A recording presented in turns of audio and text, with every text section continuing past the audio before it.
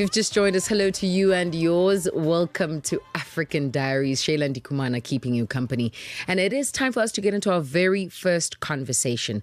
Now, our first guest is a respected executive with a track record of leading major industries through change and transformation. Fundi Sithebe began her career as a management consultant before going in to serve as the chief operating officer at Airports Company South Africa, overseeing operations across 9 airports. Get that, okay? She then later became the inaugural CEO of 4 Racing, where she played a key role in stabilizing and modernizing South Africa's horse racing industry with global experience in gaming and wagering through her work with the World Tote Association. She now brings these expertise and so much more to the National Lottery as part of Sizekhaya's leadership. Fundi Sithebe joins us now to talk about innovation, governance, and the future of South Africa's lottery systems. Thank you so much for joining us, Fundi. Welcome to African Diaries. Evening, Shayla. Thank you so much for having me. I look forward to our conversation. I was looking at your resume, ma'am. That is, it is extensive. I just want to, before we get into our chat, if younger you, say 16-year-old you, looked at you now, what would she say? Geez, I think, Shayla, she'd probably be like, did you ever think that you were going to achieve that? Did you set out to achieve that? Yeah. I think younger me, even when I listen to you reading, I live it, I've lived it, but it still kind of gives me goosebumps, so younger me would have been like, nah, don't do it. But older me is like, yes, you did it, so mixed feelings. I love that. Now, you've built a career leading highly complex and regulated industries, from aviation to horse racing. We talked about this. What are some of the lessons from those sectors that are most valuable to you and sort of are going to be your guiding path for this new position you find yourself in? Thanks, Shayla. So I think the biggest thing, and I always say that I've, been in these highly regulated industries, has taught me one thing. I've also had a stint in banking, financial services. And once you have what we call license to operate, you're given a license to operate, and the governance process systems are so integral in what we do on a day-to-day basis, because one step out, one foot in the wrong direction means either loss of life, a loss of revenue, or a loss of your license. So you have to, in a position of leadership, you have to be so meticulous, Shayla, meticulous in ensuring that you deliver, by the book when it's required, just because so much is at stake. Literally, you lose a license, that's your whole business that's shut down. So I guess I've learned to be very meticulous, very methodical in how I approach a lot of my tasks as a leader. And have you ever found that in the very same contexts that sometimes there was a requirement of agility or even the ability to be flexible within frame? Have you seen that become a need in those contexts of highly regulated industries? Most definitely, right? I think flexibility, agility is just another part of our DNA now. So whilst at the same time, regulation means that you have to follow standard operating procedures to the T, there is a reality, whether it's in the airport space, in horse racing, and, gaming, in the lottery, where something doesn't necessarily go according to plan. And the biggest thing, because of that license to operate, you have to be, flexible. You have to be agile in making sure that, the outcome is a successful outcome. So, whilst you have to be structured in your methodology, structured in your implementation, you must definitely be agile and flexible. And fortunately, I am that type of person that, I'm task orientated, I'm goal orientated. So if I need to be agile, I need to be flexible, then so be it. It has to happen. Sure. Fundi, we cannot run away from the reality of gender gaps and serving on managerial leadership positions must be a difficult place to find yourself in, specifically because culture tradition suggests otherwise. How did you navigate that? So Shayla, funny story. When you say 16, 17, Yeah. I went to an all boys school, funny enough.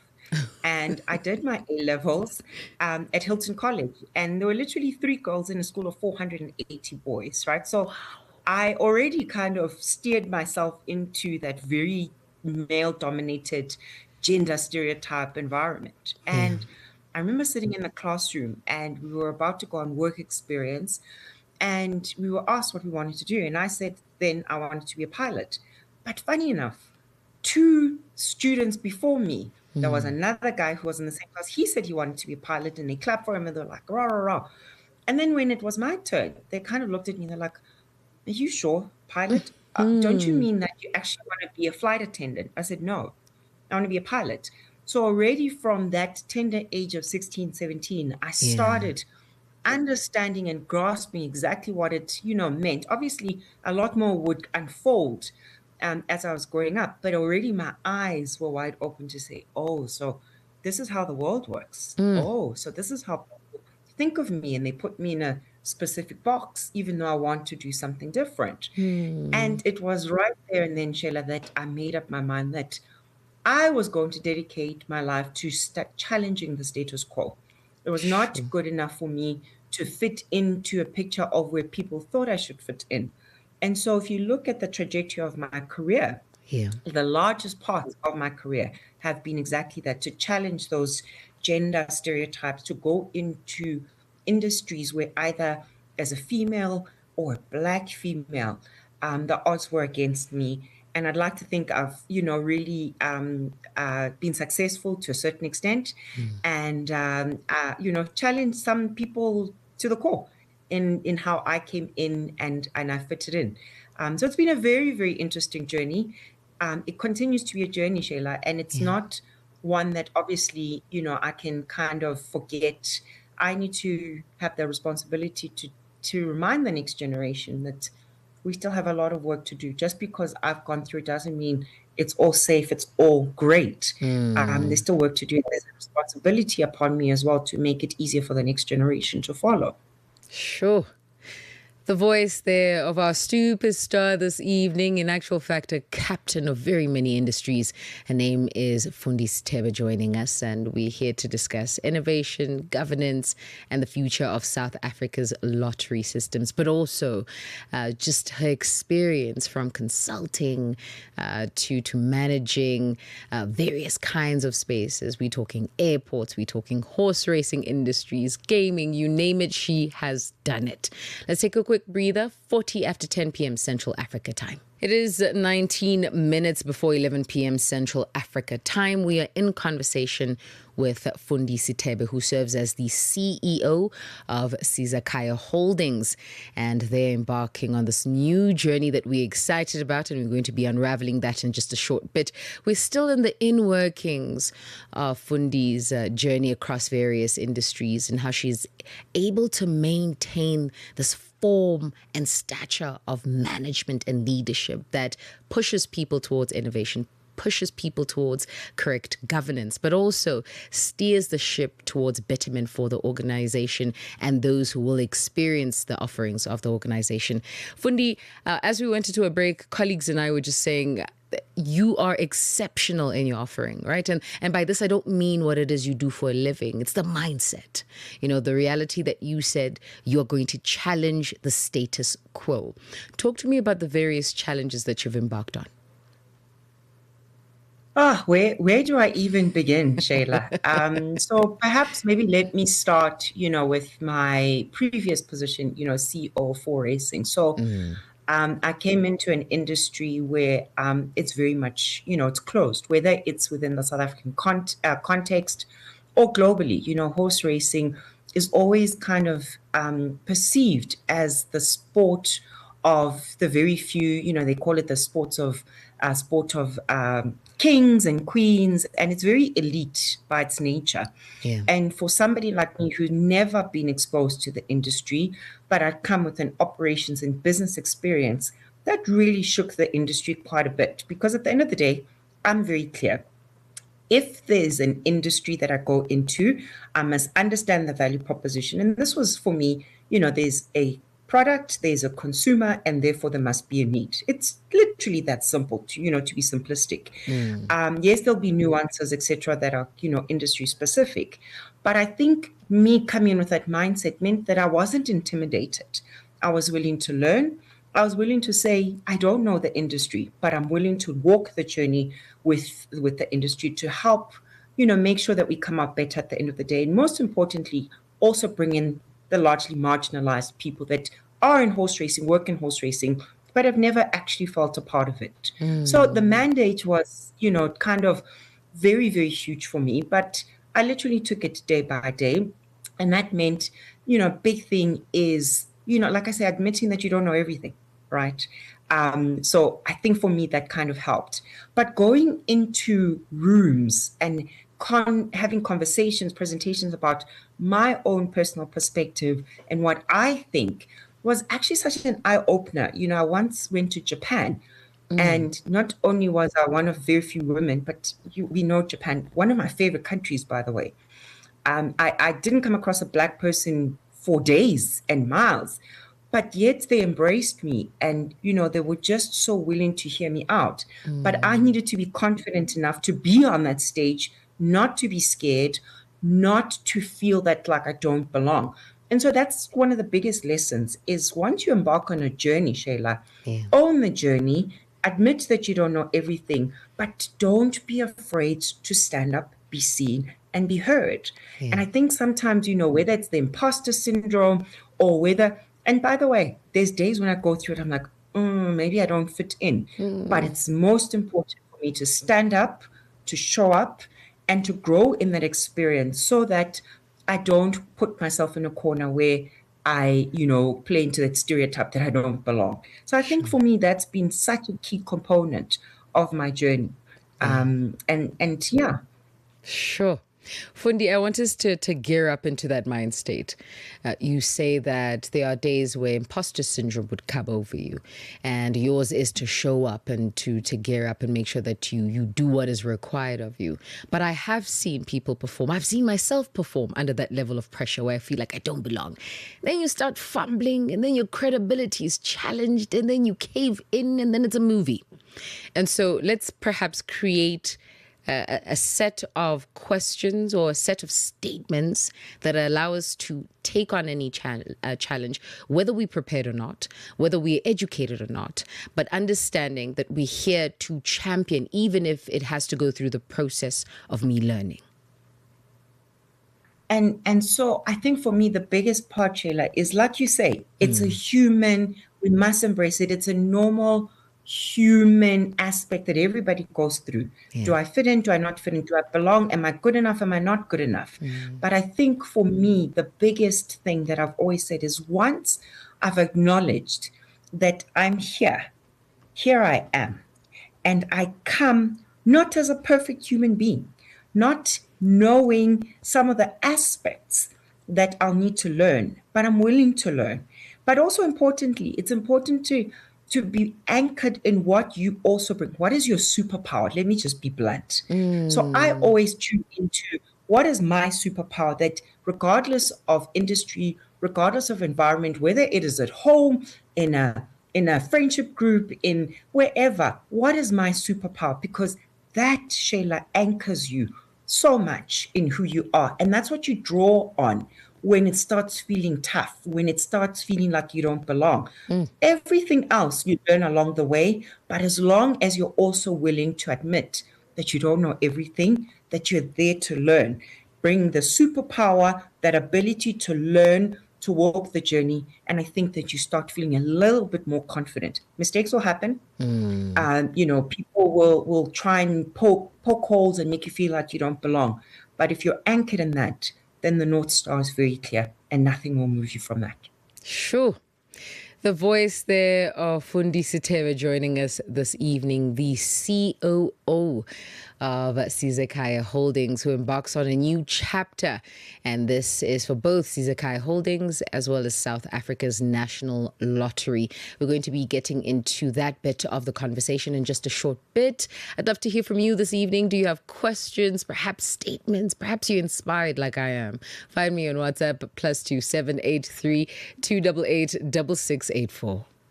It is 11 minutes before 11 p.m. Central Africa time. We are still in conversation with Fundi Sithebe, and I want us to talk about this beautiful transition that's taking place on the 1st of June. Sizekhaya is getting ready to transition. For those who may not know, Fundi, what's happening next, for those who aren't necessarily privy to behind the scenes, what does this readiness actually mean in practical terms?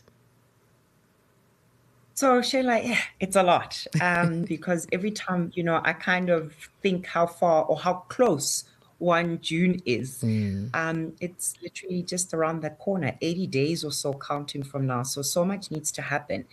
And like you said, for those that don't necessarily know the full context, the South African lottery has been in existence as a national lottery since 1990. It's 25 years this year. So it's an institution. It's South Africa's largest philanthropic engine. So it's incredibly important for South Africans. And I think what's important is a lot of South Africans who play the lottery may not know in the background that every 8 years or so, the license is awarded to a new operator. And this is what's happening. So we're transitioning current operator who's been operating the lottery license for South Africa for the last 10 years, ends their chapter on the 31st of May. And on the 1st of June, Sizekhaya then starts with our 8-year license that has been awarded.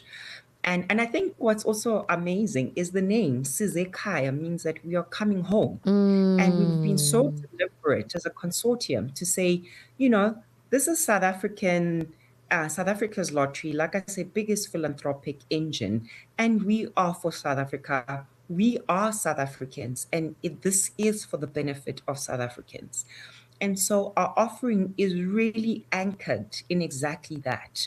The promise that we've made to South Africa around transforming transparency, efficiency, and bringing the lottery, making it more accessible, more widely available, and also over and above that, making it a little bit more innovative, making it a little bit more attainable in terms of whether it's the jackpot sizes, the odds that have now been, slightly improved.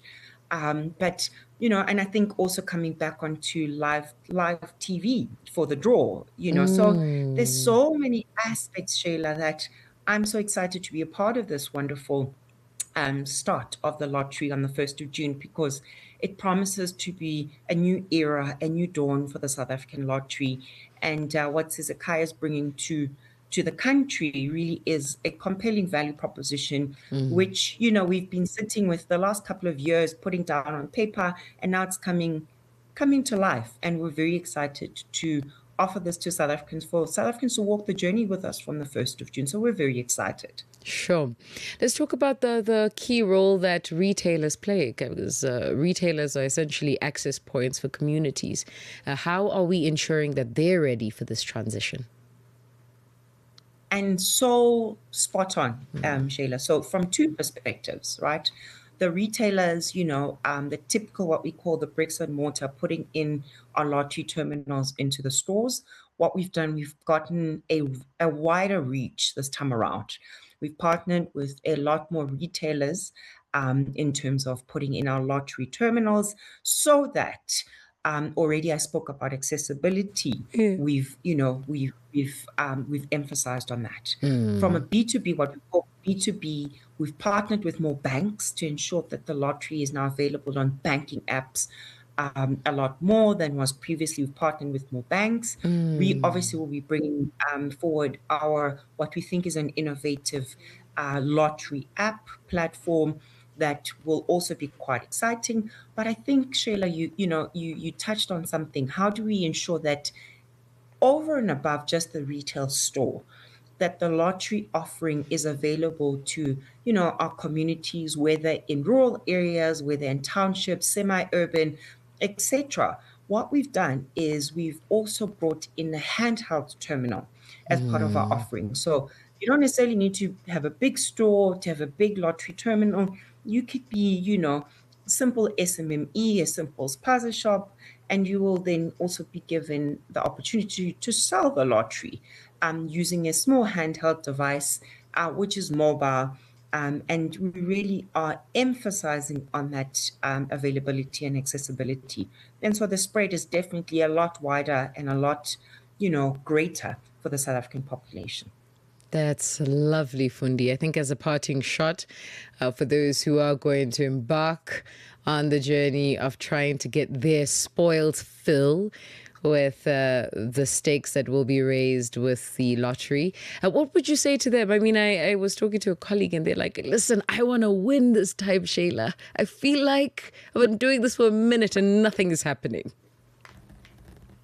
And so part of the reason that I said, we played around, and I don't want to use the word played around because it seems so trivial. Yeah. We were very deliberate. We went out, international companies did international research and benchmarked ourselves to say what would ensure people would want to play a lot more and actually feel like this is a little bit more attainable.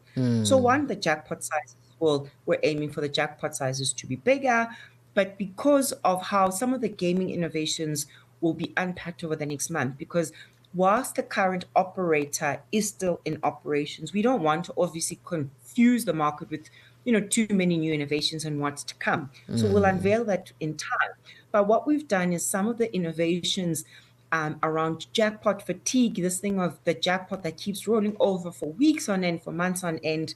We've got some innovations that will make that a little bit shorter periods and a little bit more exciting, with, interesting spurts as opposed to it just, rolling forward forever. So I think that's definitely one.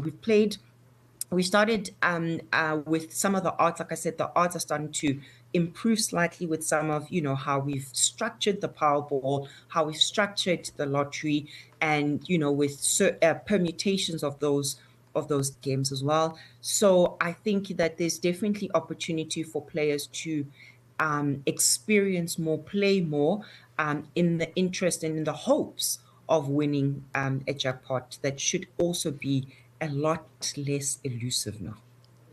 You've got smiles here from the studio, so we're absolutely loving that. Fundi, thank you so much for joining us this evening. Thank you so much for having me, Shayla. Appreciate the time. The voice there of Sizekhaya Holdings Chief Operating Officer, that is Fundi Sithebe, who's really just helping us understand what this new chapter means for the company that is Sizekhaya Holdings, that has newly been announced as the preferred bidder for the National Lottery license in South Africa. An 8-year tenure, and we cannot wait to see what innovations and governance systems they bring to the forefront.